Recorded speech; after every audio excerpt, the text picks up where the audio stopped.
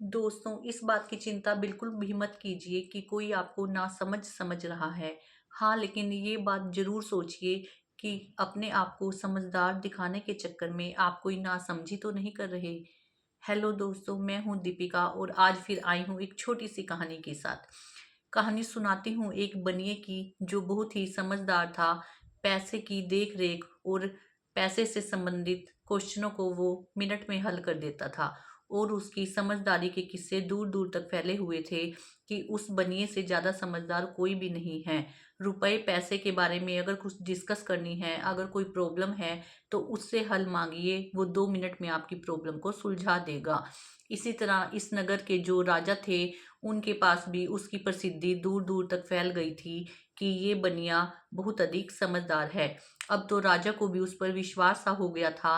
राजा भी अपने धन संबंधी मुद्दे उससे डिस्कस करता और उससे सुझाव लेता। तो एक बार राजा ने इसी तरह कोई डिस्कशन करने के लिए उस बनिए को अपनी सभा में बुलाया और बनिए ने तुरंत उसके सवालों का जवाब दे दिया। राजा बहुत खुश हुए और कहा कि तुम सच में बहुत समझदार हो। कितनी भी बड़ी प्रॉब्लम हो, धन से संबंधी कोई भी मुद्दा हो, तुम झट से सोल्व कर देते हो। तुम्हारे जैसा समझदार इस राज्य में कोई भी नहीं है। तभी तो मैं इतने सालों से सारी प्रश्न तुम्ही से हल करवाता हूँ। तभी राजा ने कहा कि मुझे एक बात समझ नहीं आती कि तुम इतने समझदार हो, तुम्हारे पास बहुत ज़्यादा बुद्धिमत्ता है, लेकिन वहीं तुम्हारे बेटे में जरा भी बुद्धिमानी नहीं है। ये बात सुनकर बनिए को बड़ी हैरानी सी हुई। तो उसने कहा, क्यों महाराज, ऐसी क्या बात हो गई कि मेरे बेटे के बारे में आप ऐसा कुछ कह रहे हैं? तो राजा ने कहा, ओ नहीं तो क्या, तुम्हारे बेटे को तो इतना भी नहीं पता कि सोना ज़्यादा मूल्यवान होता है या चांदी ज़्यादा मूल्य वाली होती है।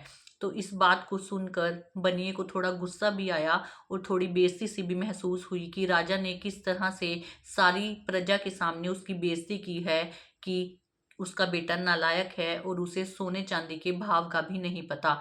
तो उसने राजा जी से कहा कि क्यों, क्या बात हो गई ऐसी जो आप मुझसे ये बात कह रहे हैं कि मेरे बेटे को सोने और चांदी के भाव का नहीं पता।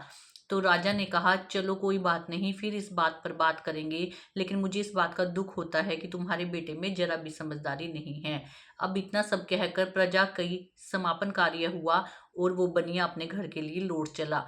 लेकिन सारे रास्ते वो एक चिंता में जा रहा था कि ऐसा क्या हो गया कि मेरे बेटे ने मेरी नाक कटा दी। जहां मेरी समझदारी के बारे में दूर दूर तक प्रसिद्धि फैली हुई है, वहां मेरे बेटे ने आज मेरी बेइज्जती कराई। भरी सभा में मुझे यह सुनने को मिला कि बनिए का बेटा होने पर इस लड़के को कुछ नहीं आता। बनिए ने घर जाते ही अपने बेटे को कहा कि ऐसा क्या हुआ जो तुमने मेरी बेइज्जती करा दी? क्या तुम्हें सोने और चांदी के भाव का भी नहीं पता? अब ये बात सुनकर बेटा भी हैरान हुआ कि पिताजी, मुझे आपकी कोई बात समझ नहीं आ रही। ऐसी मुझसे क्या गलती हो गई जो आप ऐसा कह रहे हैं? तब बनिए ने राजा की बात बताई कि उन्होंने भरी प्रजा में ये कहा कि तुम्हारे बेटे को तो ये भी नहीं पता कि सोना ज्यादा मूल्यवान होता है या चांदी का भाव अधिक होता है।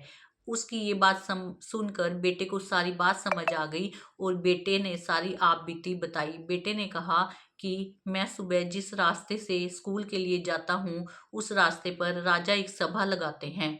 उस सभा में राजा सोने और चांदी के 2 सिक्के एक एक हाथ पर रख लेते हैं। एक हाथ में एक सोने का सिक्का और एक हाथ में चांदी का सिक्का। जब मैं वहां से गुजरता हूँ तो राजा मेरी तरफ दोनों हाथ बढ़ा देते हैं और कहते हैं कि जो भी सिक्का इन दोनों में से ज्यादा मूल्यवान है उसे तुम उठा लो। तो मैं हर रोज एक चांदी का सिक्का उठा लेता हूँ। तो राजा और सारे लोग मेरी इस बात पर हंसते हैं कि मुझे ये भी नहीं पता कि सोना ज्यादा मूल्यवान है या चांदी। तभी बनिए ने अपने बेटे से प्रश्न किया कि क्या तुम्हें सच में नहीं पता कि सोना ज्यादा मूल्यवान है या चांदी ज्यादा मूल्यवान है? तो बेटे ने एकदम से कहा, नहीं पिताजी, मुझे पता है कि सोने का भाव ज्यादा होता है, सोना ज्यादा मूल्यवान है। तब बनिए ने कहा, फिर ऐसी नासमझी या बेवकूफी क्यों? तुम क्यों वहां से चांदी का सिक्का उठाते हो? तुमने मेरी नाक कटवा दी। तो बेटे ने कहा, नहीं पिताजी, आपको इस समय मैं बेवकूफ लग रहा हूँ, लेकिन आप चलिए मेरे साथ कमरे के भीतर चलिए। वो अपने पिता को कमरे में ले गया और वहां अपनी अलमारी दिखाई जो पूरी की पूरी चांदी के सिक्कों से भरी हुई थी। तब उसे देखकर बनिया भी हैरान हो गया और बनिए ने कहा कि मुझे तुम्हारी कुछ भी बात समझ नहीं आ रही। तो बेटे ने कहा कि मुझे पता है सोना ज़्यादा मूल्यवान होता है, लेकिन वो लोग मेरे इस खेल का मज़ा लेते हैं।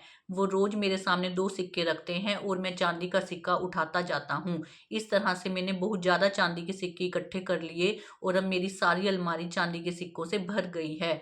लेकिन अगर मैं उस दिन सोने को मूल्यवान बता देता और सोने का सिक्का उठा लेता, तो मुझे एक ही सिक्का मिलता और उन्हें मज़ा आ जाता और वो कल से वो खेल बंद कर देते। लेकिन मैंने जब चांदी को मूल्यवान बताया तो धीरे धीरे करके मैंने इतने सारे चांदी के सिक्के इकट्ठे कर लिए कि अब उनका मोल उस एक सोने के सिक्के से ज्यादा हो गया है।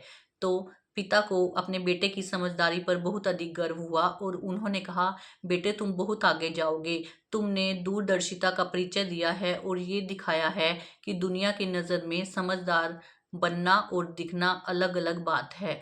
तो कहानी तो दोस्तों छोटी सी है, लेकिन इससे हमें भी यही शिक्षा मिलती है कि कई बार हम लोग दिखावे के लिए समझदार दिखने का नाटक करते हैं, लेकिन हमारा असली टारगेट क्या होना चाहिए कि हम लॉन्ग टर्म की सोचें। हम ये ना सोचें कि दुनिया हमें बेवकूफ़ समझ रही है या समझदार, बस हम ये सोचें कि हमारा फ़ायदा किस में है, क्या वो हमें दूर तक लाभ पहुंचाएगा। हमें खुद की समझदारी पर यकीन होना चाहिए, दुनिया की जजमेंट पर नहीं कि दुनिया हमारे बारे में क्या सोचती है। खुद पर भरोसा रखिए, खुद की वैल्यू कीजिए, तो देखिए ये दुनिया चाहे हम पर हंसे या हम पर ठहाके के मारे, लेकिन हम अपनी प्रसिद्धि को खुद ब खुद साबित कर देंगे और अपनी समझदारी को भी।